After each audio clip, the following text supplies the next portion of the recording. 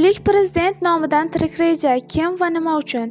Kanalimizni birinchi marta ko'rib turgan bo'lsangiz, obuna bo'lishni va video ostiga like bosishni unutmang. Toshkent shahridagi maktablarning birida o'qituvchilik qilib kelgan ayol 2016-yili O'zbekistonning birinchi prezidenti Islom Karimov nomidan Samarqand viloyatining o'sha paytdagi hokimi Zoir Mirzayevga soxta xat yozib $700 ming undirishga uringan. Bu haqda Milliy telekanalining o'tkir tergov ko'rsatuvida ma'lum qilindi. Ma'lum bo'lishicha, Zoir Mirzayevga o'zini prezident administratsiyasida boshqarma boshlig'i sifatida faoliyat yuritishini aytgan ayol viloyat hokimiga 3 ta xat olib borgan. Xatlarning birida 2016-yildagi davlat rahbarining nabirasi AQShda garovda ushlab turilgani va jinoyatchilar tomonidan $700 ming talab etilayotgani hamda viloyat hokimi bu pullarni topib berishi lozimligi aytilgan bo'lsa, ikkinchi xatda bu pullarni olib kelish uchun Sofiyeva nomiga berilgan ishonchnoma va uchinchi xat esa bu haqda sir saqlash kelishuvi xati edi, deyiladi bu haqdagi ko'rsatuvda.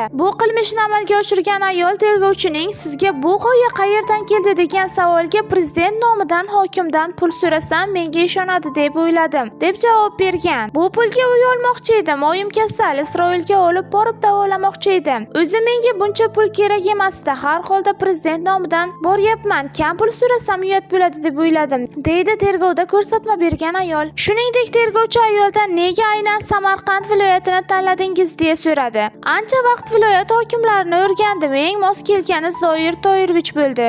Yuzidan nur yog'ilib turibdi, istarasiz siqqina kishi, yaxshi odam ekan deb o'yladim. Qolaversa Samarqand katta viloyat, ularda $700 ming bo'ladi deb qalbaki hujjatlarni yasashga kirishdim", deydi u. Prezident nomidan viloyat hokimiga xat yozib, undan pul undirishga uringan o'qituvchi ayolga Jinoyat kodeksining 165-moddasi 3-qismi tovlamachilikning tegishli bandlari bilan jinoyat ishi qo'zg'atilib, ozodlikdan mahrum qilish jazosi va jarima qo'llanilgan. Agarda sizga mashhurlar hayoti qiziq bo'lsa, bizni kuzatishda davom eting va obuna bo'lish va like bosishni unutmang.